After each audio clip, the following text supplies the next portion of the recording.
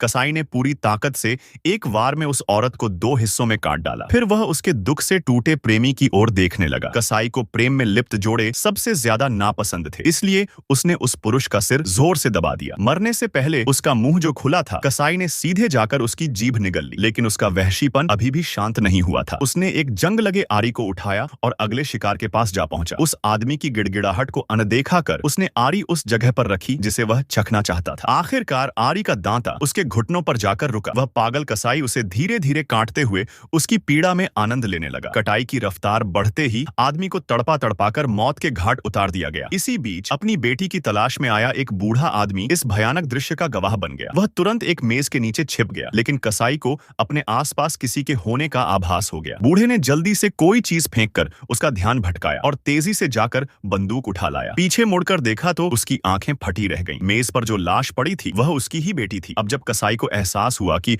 उसे धोखा दिया गया है, वह गुस्से में कुल्हाड़ी उठा लाया। डरा हुआ बूढ़ा अब छिप भी नहीं पा रहा था। कसाई बस कुछ ही दूरी पर था। बूढ़ा पसीने से तर और सांस रोककर बैठा था, लेकिन आखिरकार कसाई ने अपने शक को त्याग दिया। फिर भी बूढ़ा लगातार कांप रहा था। आखिर में बूढ़ा और उसकी बेटी दोनों मारे गए। इस नजारे को बूढ़े का बड़ा बेटा देख रहा था। वह गुस्से से पागल हो गया और कसाई से